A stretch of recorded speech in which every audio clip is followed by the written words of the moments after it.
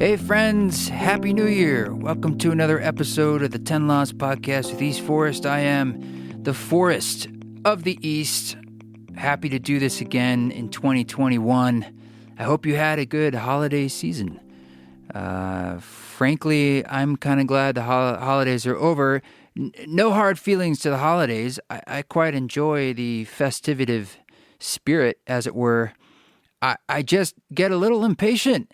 That is my sole obstacle in life, and I feel like everything goes on pause around, like, I don't know, the second to third week in December, and people are like, peace out until the new year, and all these balls are in the air, juggling balls, that is. So I'm anxious to get going, and to share with you more podcasts like this one with David Bronner of Dr. Bronner's.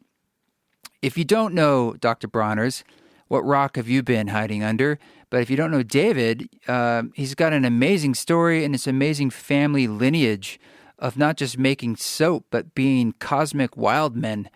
He is the chief, what does he call it? Chief Engagement Officer, Cosmic Engagement Officer, CEO of Dr. Bronner's.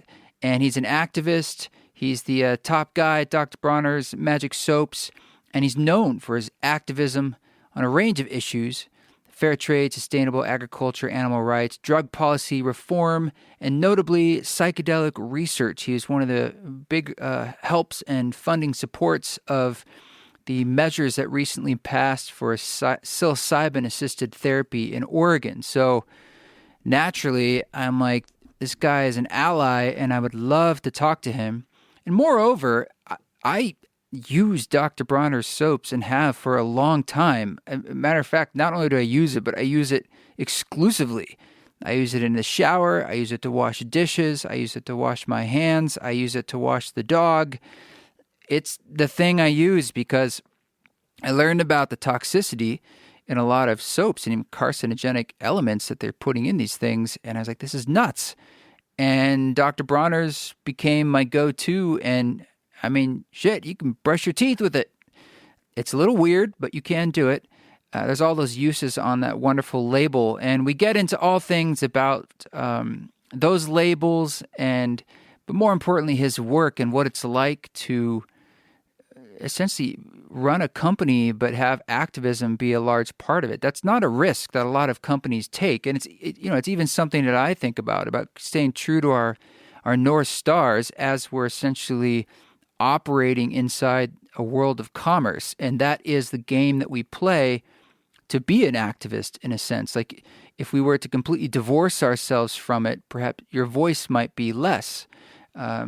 Even in the music business, like, we're playing a kind of game, and I hope then to be subversive by being inside that game because, like, that's the Maya, the playing field that we're on. So I couldn't be more honored that he's on the show, and I thought it'd be a great way to start the new year. So I know you're going to love this conversation.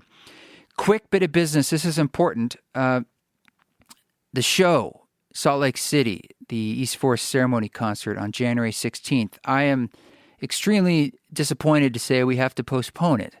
That is because the county and the state, Utah, they're taking over the venue. They're commandeering the venue for potential extra hospital beds, and this has happened to actually technically the second time.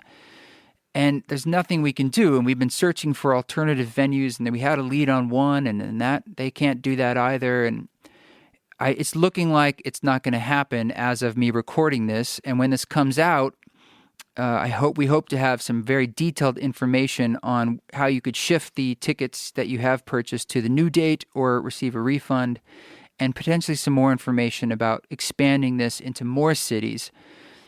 The model of this was always to be COVID compliant and safe, actually above board safe, but that's hard to do when the rules of the game are continually shifting and they're different in different locations. So we're still committed to making this work, and I think this kind of gathering and introspective ceremonial work is more important than ever. So we don't want to shirk away because it's getting hard, but I just want to express my condolences and apologies for those of you who have shown your amazing support as a community for signing up for these events. We hope you can stick with us, and as we're having to roll with the punches with so many things in this COVIDian era, this is another one, and we're doing our best. So thank you for your consideration and support.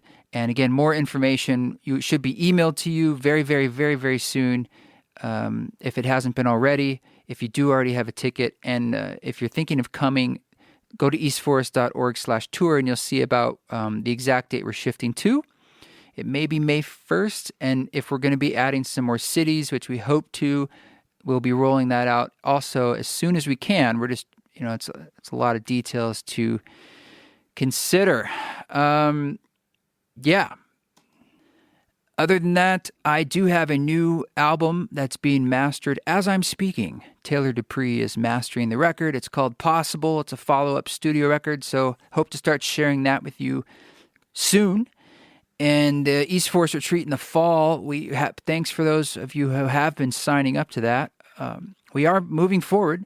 We'll know more about sort of the COVID guidelines for that and what we're going to need to require or not require probably in early summer, but you can sign up for that. Space is limited.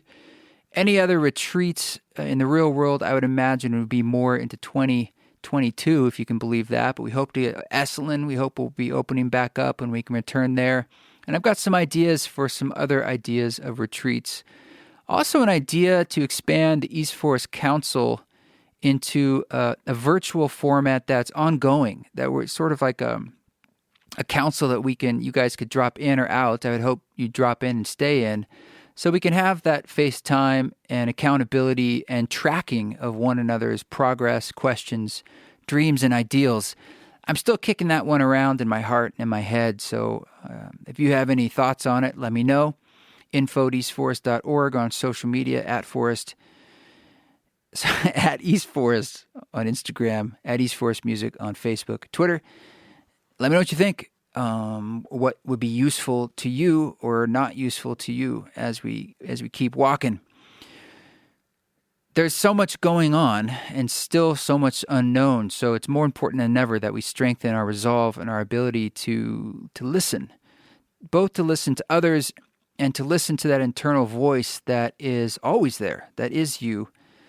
So in many ways, the tools of the music and these experiences and these conversations are mechanisms for dissipating the fog and for you to learn how to be able to hear, how to listen to you and the all that is, the great knowing, and for me to whisper to you, yes. All right, let's get into this conversation with our new friend, all one, David Bronner. So before we start, I got a question, or as we're starting. I think we might have met, and this is a weird connection. You let me know if this was you. It's about 15 years ago, New York City. I went to a play that was like off Broadway, and it was about Dr. Bronner's or the family or the life in a little theater, little black box theater. Maybe it was like a reading, and I feel like you or someone from your family was there. It wasn't me, but it was my Uncle Ralph. So Okay. my Uncle Ralph, he passed on a few years ago, but there he he's is. super dope. So Dr. Bronner's son, my dad's brother. Yeah. He had this rad play where, the audience would like yell a number, and like he had like a bunch of stories, and he'd play guitar and tell stories about my granddad. And yeah, that was awesome. And then that led to the movie, Dr. Bronner's Magic Soapbox. Oh, I haven't seen that. Yeah, well, that's cool. It's pretty interesting. Yeah. Well, are you on Maui? Is that where you're at? No, I wish. I'm in Boise, Idaho. It's similar. No. Okay. Because Ram Dass, right? Isn't Ram Dass where he was in Maui? Yeah, yes. Yeah. And I went out there to work with him. But I'm in Boise, Idaho, and then I have some space in southern Utah as well. Okay. Well, right on. Yeah. I mentioned because in it's actually not Dr. Bronner's Magic Soapbox. I'm mixing it up. There's another movie that has Dr. Bronner in it, and it's called Rainbow Bridge. And it's a documentary about a commune in Maui in like 1970. It's kind of almost like a mockumentary, but it not making fun. Just but I don't think it's like a strict. It's like a mixed mockumentary documentary. But Right. it's got Jimi Hendrix's last live performance in it. It's pretty ripping. No Or kidding. last like recorded live performance on the side of the volcano there, and it's just incredible. Last Wow. half, it's got a little cameo of with my granddad, and kind of the best and the worst of the '60s. Just in this film, it's pretty amazing. Huh. Yeah. Well, yeah, and then we have a little bit of crossover from. I spent some time at Harvard as well, but it was for a graduate program that was sort of at Harvard. It was through the American Repertory Theater and the Moscow Art Theater. But I lived there for 2 years, went to school there. And right on. What years was that? That was around 2000-ish. Okay, so cool. 90, wait, am I getting that right? 99 to 2001. Yeah. Right on. It's funny. I just earlier had a Zoom with Charlie Stang. He's professor at the Divinity School there. I was across the street. Yeah. So he's setting up a transcendence and transformation program there, and it's going to be about all the techniques of getting into altered mystical state, but really with a focus on psychedelics and focus on all the techniques, but obviously psychedelics is going to be the. I mean, I think that right there across the street was where they did the Good Friday experiments. That's right. With Ram Dass. That's the stuff that started to get them, that led to get them kicked out. Yeah, I mean, that was all right together. there. Yeah. Wow. Yeah. So the beginning. Yeah. So I guess your audience knows all about the Good Friday experiment. Maybe not, but they definitely know about psychedelics and the research. I've had a lot of researchers on, and I think they know a lot about, the wellness world. But hey, I don't pretend to know about people. I think there's people of all shapes and sizes tuning in. So that was an amazing thing. Yeah, Good Friday experiment. That was just a mega moment. What was his? I forget the Divinity School student, Walter Pankey, I think, actually. Walter Pankey, who went on to be a whole force in his own right. Right. So he, his thesis or his test was to feed Harvard Divinity School students, devout Christians, half, he had like maybe 20, and half of them got a placebo, some nicotine in a pill, just a little bit to kind of give you a flush. And then half of them got a pretty high dose psilocybin. And it on was Good Friday, religious holiday for people who are in a divinity school. It's a special occasion. Oh yeah, I mean, this is the most important holiday of the Christian calendar, and right. This is Jesus' crucifixion, and it was Thurman Marshall, who is a mentor to Martin Luther King, who was giving the sermon, and so as the sermon proceeds and the psilocybin's coming up, it's pretty apparent pretty quickly right. who got the placebo. Yeah. People are wailing and crying and laughing and just having the most ecstatic, intense experience of their lives, and really just breaking through and having just a real communion and it just was this really foundational moment. And before the psychedelic research all got shut down in the 60s, this was one of the most important experiments. And they were doing psychedelics inside prisons and showing how it can really help people process trauma and sort addiction. their lives and addiction. Founder of AA, Bill Wilson or Watson, was a big believer in LSD for helping you find that higher power and sort your life. And now we're living through the whole Renaissance.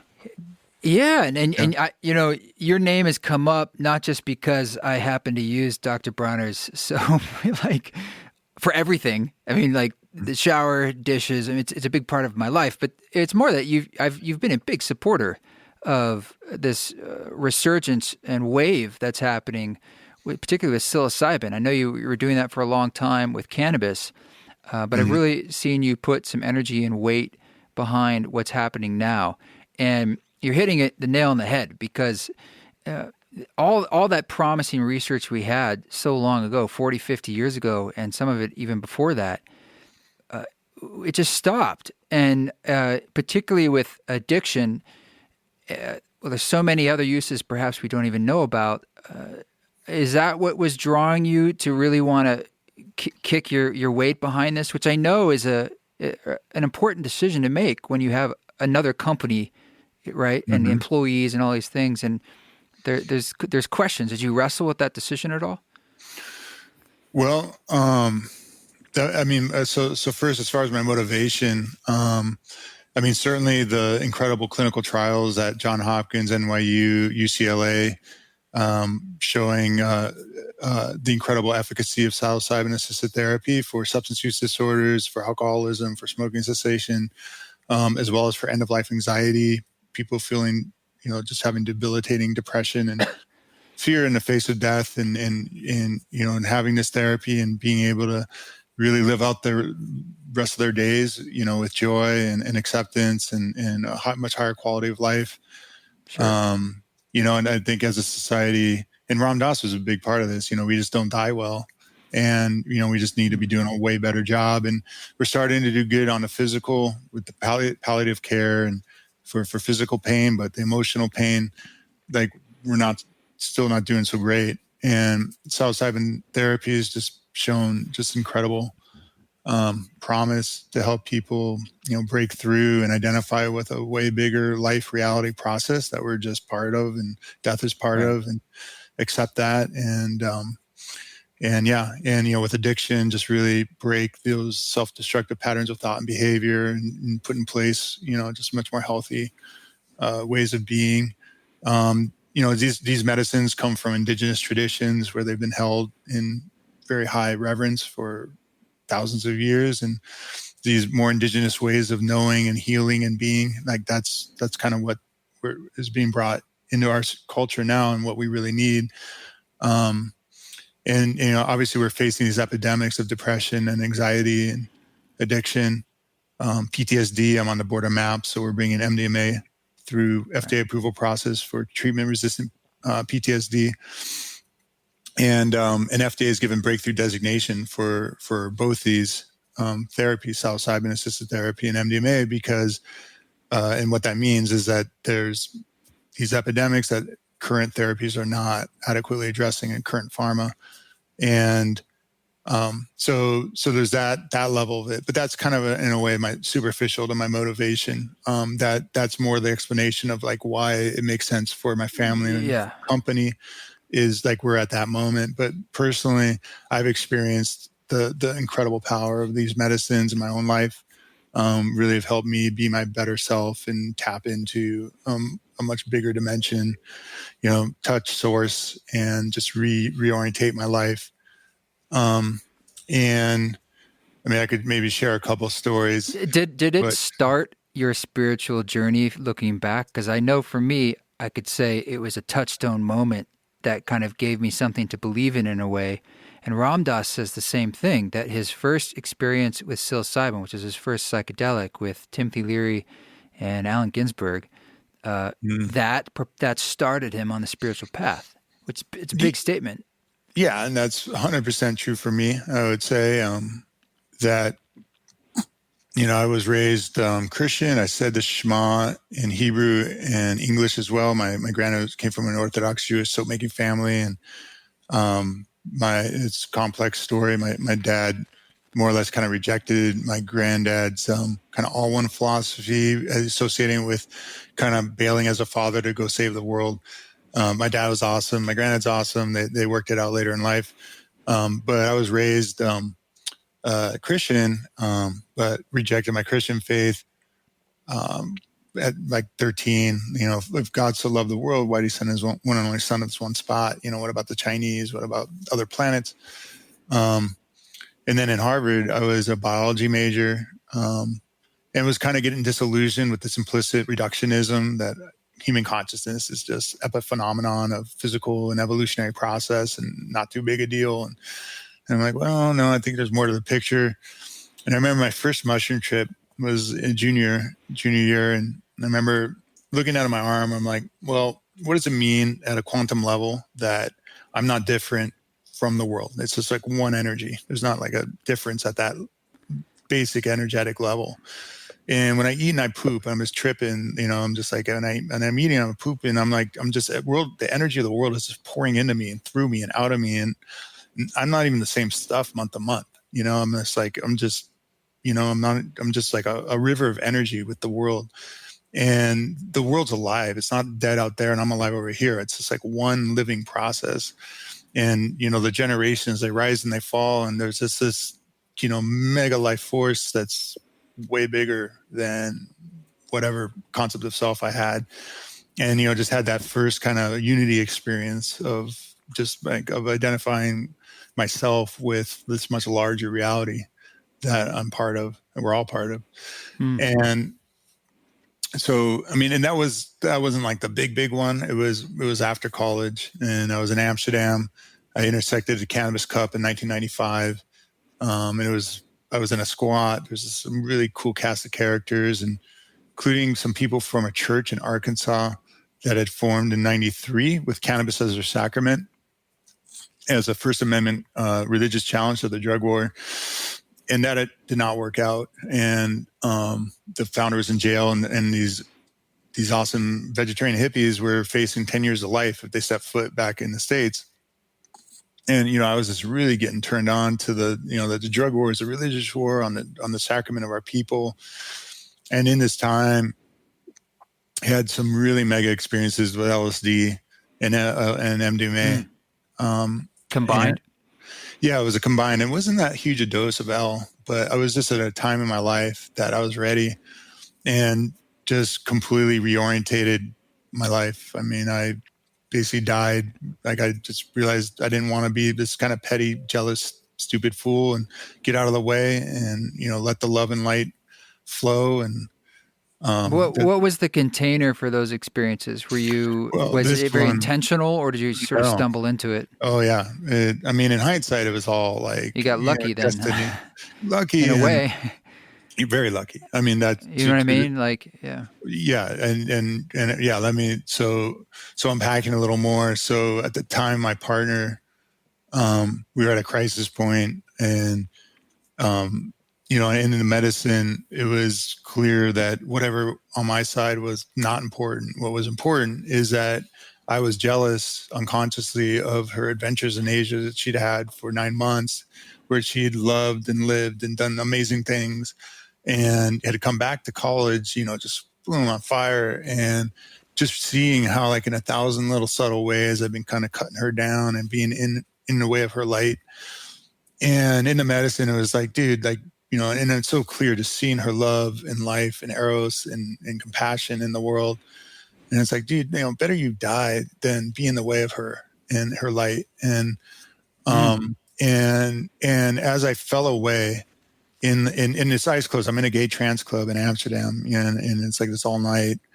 And I'm just going deep with the medicine, just on the dance floor. And, and then, so as I, say, better you die, like, and falling away. I mean, I see this kind of demonic horde on her. But her light explodes and explodes and embraces me in an infinite love, infinite light. And like the full on deal. And in hindsight, like it was my own soul, like in Jungian terms, like anima, like, my partner was carrying the energy, but like what I was doing to her, I was doing to my own soul. Like, it was just like, that's like the law. Like, whatever you're doing to other people is what you're doing yourself. And all one. All one, man. And just, so I was in the love and the light, like all of a sudden, like, holy shit, and, heart chakra blew open and, I'm in there and then I'm out, and I'm like, holy shit, instantly, whoa, my granddad, he's totally right. All that stuff he's been telling me my whole life has been sailing over my head, like all the faith traditions are pointing at this, and when they're not making idols out of their beliefs and demonizing each other, and, realization after realization. But then I'm like, but wait a minute, God, so I'm here right now in this club, we're dancing, but there's like rape, there's murder, this is like fucking horrible shit happening fucking, right now, what's up? and and then I was like microscoped to nothing, and the self of all the just life, just on this and all planets, this life just being and living and dying and being and suffering and laughing, just all of it, just to the on beyond, and the self, and it's all self, and it's all like the self can be and do and whatever that the self is and wants to do. It's just the on beyond, and it's but then I saw Jesus with his back to me, and kind of just stepping in calm and compassionate, not trying to explain it, not complaining about it, just like stepping in. And I was like, wow, I want to be like that. I want to serve. I want to get down. I want to be like that guy. And, just in the maelstrom he was, and just in hindsight, like it was, like that was the answer to the question, is that like, as that compassionate Christ Buddha energy, as that activates in us, like that's the solution to the rape, the murder, and that's what's going to make this a heaven on earth is us, that as the part of the divine here to solve that and make it right. I mean, it's still the deep mysteries of suffering and death and pain and anguish and absurdity and everything. And why is that, the case alongside the love and the light at the heart, and I mean, these are the mysteries. But it seems like this element of choice, in essence, is the name of the game in the universe. The idea that as souls, as incarnate beings, we get to choose. As you said, the self can emanate however the self chooses. It's infinite possibility. But that is the path of growth, in a way. That's what creates, we've been there, now we're here, in a way. And then we're going wherever is next, this continual evolution of flow. And I would suppose the only way I can even try to wrap my head around that, and we're really talking about the great mystery with capital M, is that if there was or is all that is, it's just this thing that all that is, the only way to fully experience itself, which I'd assume is enjoyable, would be the biggest way would be to forget and then remember, in a way. It's like break it apart until you can just, into infinite parts that's continually coming back to the whole. And maybe that's growing. Maybe that's the ultimate blossoming, is like it's just continually coming back. It is more and more and more and more. And it's just like this, as you see in psychedelic visions, this sort of blossoming that doesn't end, this flowering. Yeah, man. Yeah. Like Leela, the play of God. And, and I was just thinking, like, I remember I was like kind of as a kid, like looking down at like a little perfect little wave in like a puddle or something, I'm like, wow, if I was just like a little guy or like a little, and I could just be right in there, like Ant-Man or something. But, that's like, well, that's like God in us, like, and yeah. So how old were you, by the way, when that happened on the dance floor? 21.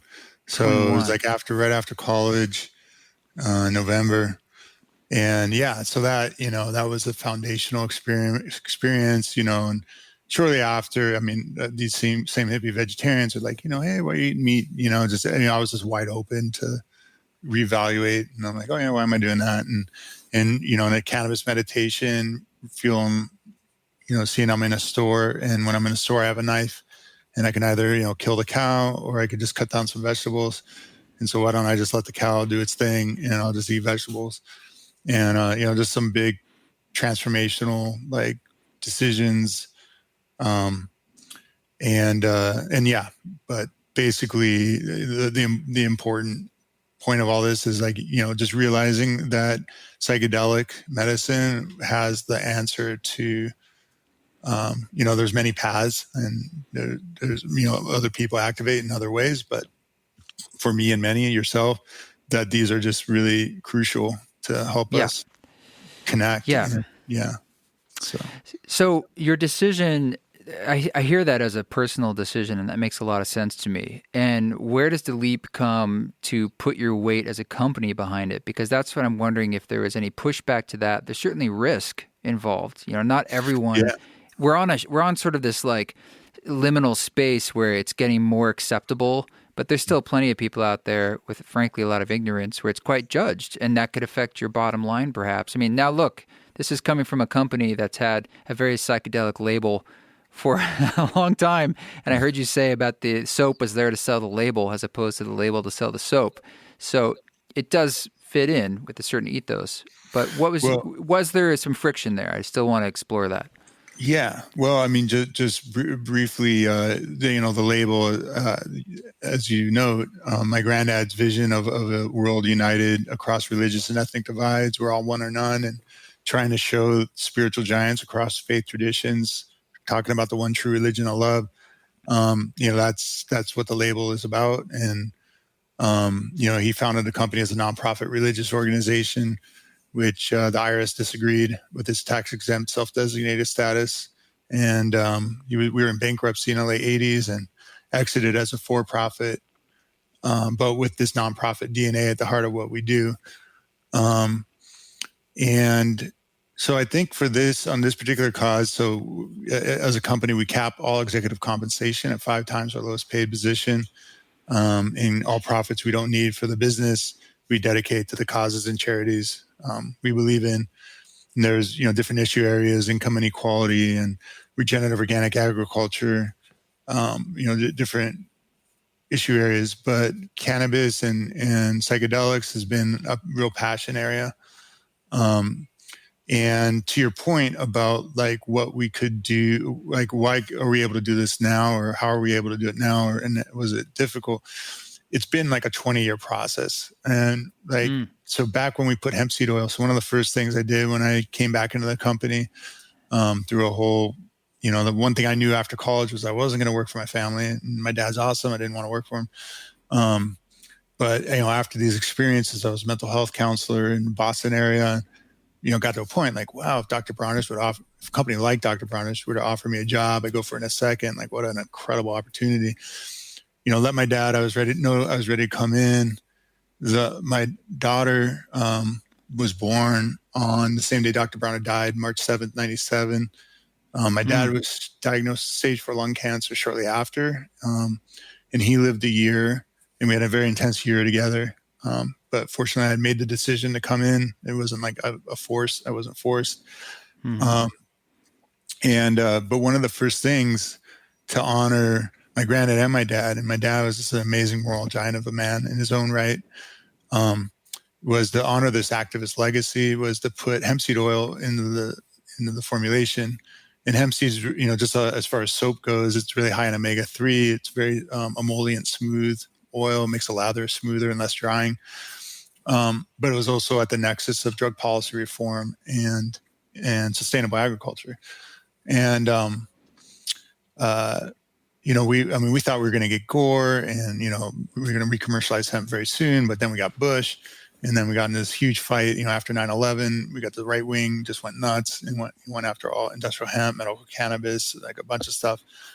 And so we're in this big litigation with DEA on hemp, and I get a lot of calls from reporters and media, and they'd be asking, usually at some point, well, isn't hemp just like the camel's nose under the tent? Isn't this about marijuana legalization?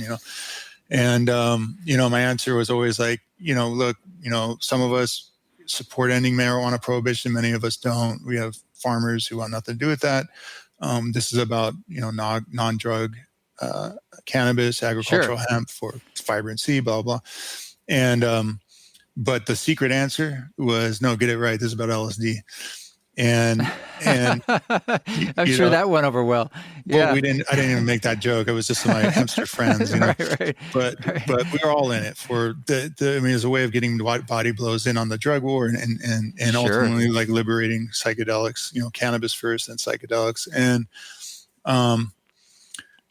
so, it's been a long charge. So, hemp and hemp was at the nexus, so from there we went both real hard at regenerative organic agriculture. All our supply chains are now fair trade. We're farming in nature's image. You look at a forest, there's no external synthetic pesticides and fertilizers and inputs. It's just all self-regenerating. So how do we farm and make our food and ingredients for our soap and our clothes in a way that is self-regenerating and it's not destroying the earth? And hemp was that, symbolized sustainable. I mean, it was not the be all end all answer to the world's problems. Like, maybe I thought for a year or two there, but it symbolized a method of agriculture that is crucial. But then it also symbolized, the drug wars is ridiculous and out of control and needs to end. And so, we've been involved in medical cannabis, and then the ending cannabis prohibition in Washington, Colorado in 2012, and DC, our social action director, Adam Eidinger, legalized weed, ran the campaign there. 2016, we were on the tables. And, in this time, I joined MAPS. I met Rick Doblin at Burning Man in 2005. At the time, he was suing the DEA over trying to get the marijuana monopoly that was under El Soli at University of Mississippi. Was trying to break that monopoly. And we were litigating on hemp, but really connected deeply. And I told him, like, Rick, dude, someday I'm going to help you. And, I joined the board, I think 2013 or 14 of MAPS. And so my family, we were making some pretty significant contributions to MAPS. And my family was on board with the, healing potential. They didn't have the whole personal experience I did, but they really, understood that this is really healing medicine and the drug war is out of control. But then, really building to this year was, we didn't do this in 2016 or 2018, but in 2020, we're at this moment where the psychedelic renaissance has unfolded to the point where, we've got FDA breakthrough designation. We've got Michael Pollan's book, How to Change Your Mind, just these watershed cultural moments. Tim Ferriss doing amazing work, being very honest about his own trauma and healing with psychedelic medicine, and funding to John Hopkins psychedelic research, and just a lot of quarters that the Renaissance unfolding. And so in 2020, it was going to be a crucial year because Tom and Sri Eckert, it's a husband and wife therapist team in Oregon.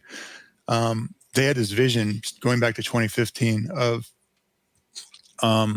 bringing psilocybin into the world in a therapeutic frame and outside of medical pharma. So, like, as important as it is that we're busting through the medical pharma route and getting FDA approval, that psilocybin is going to only be available for people with the narrow qualifying diagnosis of treatment-resistant depression and money. It's not, and otherwise it'll be off-label and extremely expensive. And psilocybin is incredibly helpful for all of us. It's, we're all struggling with the dilemmas of life. We're all on the spectrum of everything. So, how do we get it into that therapeutic frame, like as a wellness, so in a more of a wellness frame and not in the kind of medical pharma or in addition. And the Oregon model, Measure 109, the psilocybin therapy measure, was just all about, maintaining that therapeutic kind of container of, careful preparation and intention setting, working with a trained facilitator who's, and having training standards and criteria. And actually what the program does, it doesn't directly license facilitators. It licensed facilitator training programs. So there'll be, different, styles and more shamanic, more Western therapeutic. But the point being that you'll have like some amount of trust in whoever's going to be facilitating, and often what will be person's very first experience. And that therapeutic container is crucial, one, because, well, just within itself, it's all about being able to fully release into your experience on a high dose psychedelic. To your point, like I had spiritual emergency when you're talking about, how was that in a club in Amsterdam? I was like, I was so out there. After I went through this, I thought like everyone in my life was in the club, they're like just been waiting for me to wake up, wake the hell up and get a clue and whatever. And was like borderline schizophrenic for like 6 months. I had a classic spiritual emergency, the Kundalini energies. I was just unprepared for it. I had no interpretive frameworks for it. And it just wasn't, and I had people who were not very helpful, in the mix. So the Western therapeutic container, it's all about optimizing set and setting, making sure your internal set is really on point, and integration too. Yeah. And integration. That's right. And then integration. So in the therapeutic containers, in a way, the analog, Western analog of the indigenous ceremonial container, where in indigenous traditions that have been holding these plant medicines, ayahuasca and peyote and iboga for millennia, you don't take the medicine outside the ceremonial container. It's just, just don't do that. And that's what is just important. Like you have a very reverential attitude. You've carefully prepared, you integrate, you prepare, you don't just take it, casually. So, and then the other importance about the therapeutic model is that it's safe, it's well structured, and it's accessible to the huge amount of the population that are not psychedelically experienced. This is new, and they need an access point that is familiar and feels safe. And so Sure. that therapeutic model, I think, is really crucial. And that's, now in addition to that therapeutic model in Oregon, also decriminalized nature. Well, first in Denver, we had decriminalized Denver. We supported Kevin Matthews and team. So that was the first big break. And we 100% do support being able to take mushrooms and medicine in your own home, out in the forest, however you want, at a Grateful Dead concert. That's, where that's also important. So, that was happening, and then Oakland followed. Now we've got Ann Arbor, and it's really spreading that model on a municipal level. It's smart.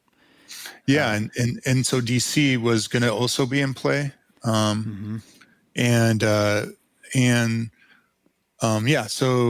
So as a company, we brainstormed up the Heal Soul campaign. So what we do with my granddad's labels is, so this is generally what our label looks like. You're familiar with. And do you guys sell like posters of that, like a little bigger, so you can really dig in? And we used to. I gotta cool. Yeah, but here is the special Heal Soul. So once in a while, we'll change the label for like a few months to call out an issue.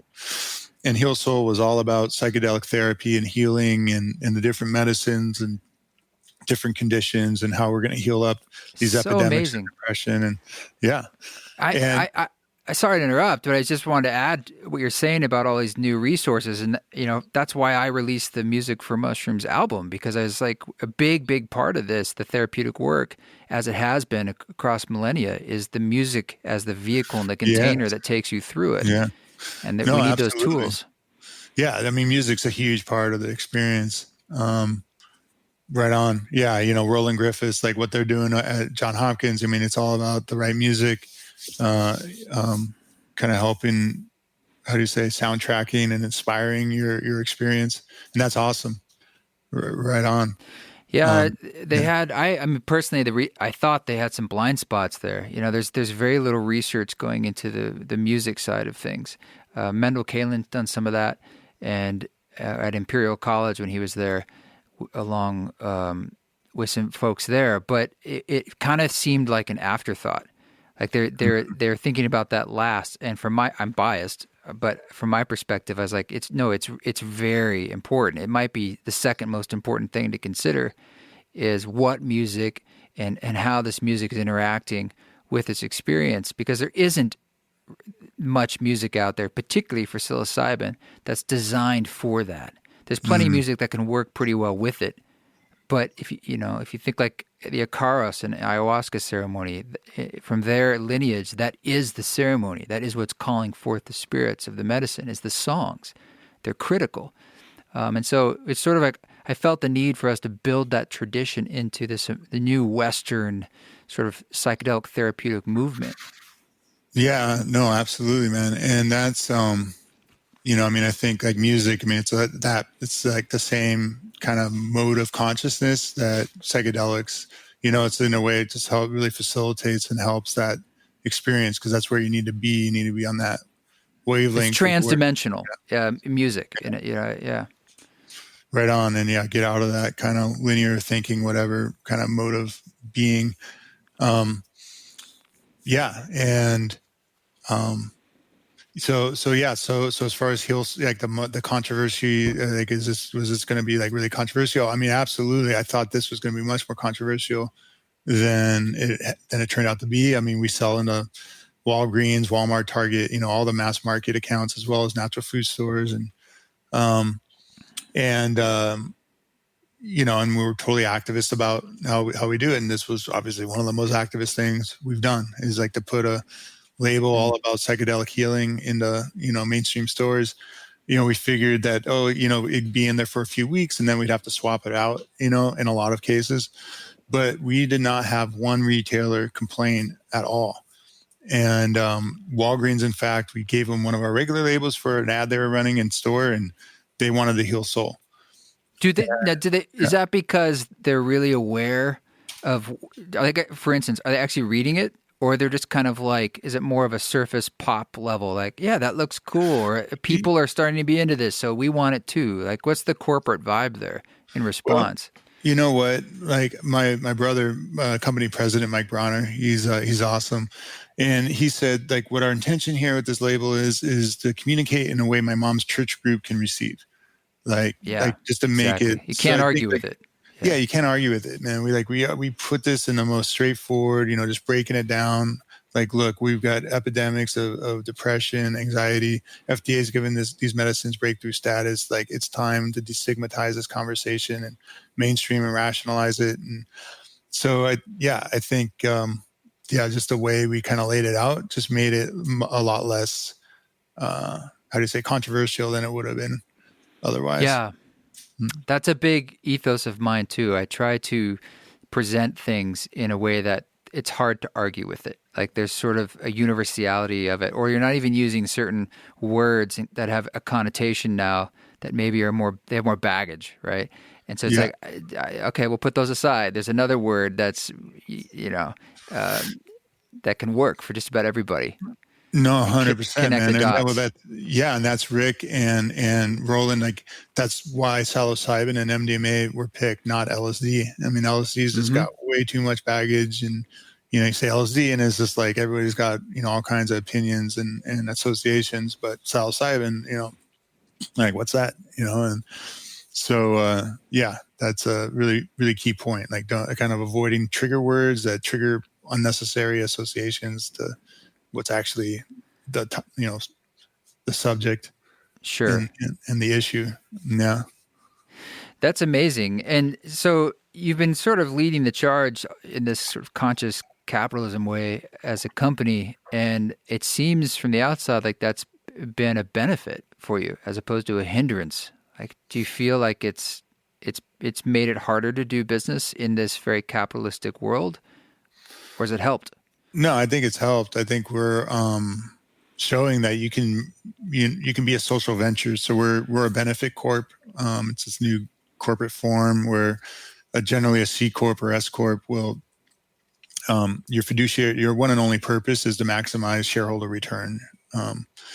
And if you're not doing that, you can be sued. So, like, if we had outside shareholders, we could be sued for giving all our money away. They're saying, like, oh, you're not maximizing my profit. And a benefit corp is a new form that allows you to enshrine purposes other than maximizing profit. And in our case, basically, our purpose is like, we can give as much profit as we want to whatever socially and environmentally beneficial causes as we feel are important. And we're now legally protected in doing that if we had to bring on shareholders for whatever reason. And as far as the success of the model, I mean, there's just so many people that really do want to buy products that haven't gone to hell and back, that are doing good in the world, and are willing to pay a reasonable. I mean, our soaps are maybe somewhat more expensive than other soaps, but they're not ridiculous. There's not a ridiculous premium to them, and that just enables us to, not screw over our workers or our farmers or our, suppliers, and do things in the right way. It's a good price, it's good value, it's concentrated, it's awesome soap. But yeah, and then I think that all these causes that we engage on, like, instead of a marketing budget, we have this, activism budget, and it gets us a lot of earned media, like just a lot of attention and love. And yeah. Sure. Yeah. And this is nothing to do with advocacy, but, like, to be honest, what got me into Dr. Bronner's soap a long time ago was when I realized that a lot of soaps out there have a lot of toxicity, and terrible ingredients. And I was like, this is nuts. That I just was like, how do I not use when I'm using something as basic as soap that you actually use a lot throughout the day, from washing dishes to your hands to the shower and so forth, and it could be harming you. It's crazy to me. Yeah. It is nuts, man. Like, there's so much toxic schlock and so much personal care products. I mean, it's not really well regulated at all. Sure. The Environmental Working Group has a database called Skin Deep you can go to, and they score products on levels of toxicity for people. And, like, our attitude is that, whatever you put on your skin is going to go in your body. I mean, you're going to absorb some of it through your skin, and it's going to bypass the liver. It's going to, go straight in your bloodstream. And the liver is what generally will break down toxic crap. And there's just there's some like real hormone disruptors and just, carcinogens and just all kinds of stuff in personal care products. So our soaps are certified under the USDA's organic program, same that certifies food. It's like a very clean ingredient deck. You can pronounce the ingredients. It's stuff you would find in your house, in your pantry. So that's definitely a huge way people come into the brand is, just like, whoa, I cannot pronounce any of these ingredients in all these other products. I want to trust something. And yeah. Well, I know you've got just about 5 minutes till you have a hard out, which I want to respect. But let me just wrap this around by asking you, are you hopeful, not just as a company, but as a person, and for like this trial that we're going through as a people on this planet that I also see mirrored on a lot of people on an individual level? What kind of edge are you up against, and what are you feeling? Yeah, I'm pretty optimistic. I mean, I don't want to like overstate that. I mean, obviously we are facing some incredible problems, collective problems. I mean, climate change crisis and income inequality and, systemic racism and traumas that have been not metabolized and processed and dealt with. But I do feel the solutions are in hand, that, we need to decarbonize our economy. We need to move to regenerative organic agriculture at a global scale. Need to end the drug war. Stop shredding people's lives for no good reason. If people are in the throes of addiction, get them the help they need without, further ruining things.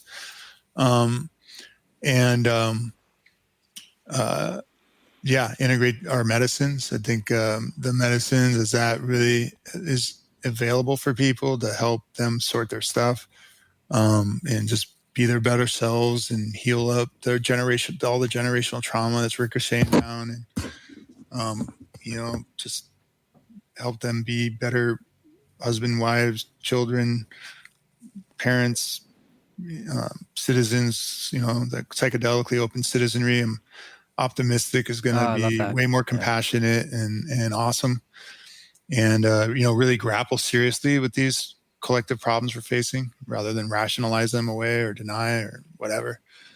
So cautiously optimistic. Yeah. Mm-hmm. Yeah, these are things we have to work with, which will take time. It's a process. It's not something, as you said, we can compartmentalize or rationalize and just put it on a shelf. Like, we're very much in a process, and it needs to have its process. And that's not always fun, but it's a kind of, as Bio Akomolafe said on this podcast, he was talking about it like it's a composting in a sense. And I think it's a beautiful metaphor. Yeah, absolutely. And medicine, I was calling out, I do want to like shout out like ayahuasca and the plant medicine traditions. And, often those experiences are as far from fun as can be. They're incredibly difficult, but Sure. That's like the work. And that I think will really help us just, resonate and reconnect to nature and each other and compost ourselves and just birth forth an even better, more beautiful humanity. Yeah. Yeah. Well, Man. David Bronner, Cosmic Engagement Officer of the Universe of Dr. Bronner's. Thank you so much for giving us a little bit of your time. It's an honor to meet you. And thank you for everything you guys are doing out there, not just with your product, but with your advocacy. I appreciate it. Yeah, right on, East Force. Thank you for having me. Thanks, brother. This is awesome, man. Yeah, man. Well, thank you so much, David, for coming on. It'd be great if we were blessed to talk to you again, because there's so many cross currents of conversation. But let me just say thank you again for the work you're doing and for your soap.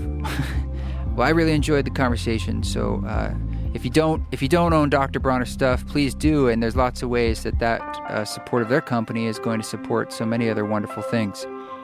This song that you're hearing in the background is called Hide, and it's sort of a rework of the song Run, which is on the Education of the Individual Soul, which is the first East Forest record. And there's another record called Orbits later on that has it's kind of a greatest hits at that time. It was songs that were redone for the AWOL Dance Company when I kind of performed for them live and made a score for their piece. Their 10 Laws dance piece that we did in the forest, and that's what this song is from. Thank you again for all of your support. Thank you for following us into 2021 as we do this dance and this walk together. Oh, beautiful souls, thank you. You're doing what you need to do. Just keep doing it and breathing into that heart, listening, and all the answers will be revealed. All one, my friends. Keep walking your walk. Don't take any shit. But if you do, do it with grace.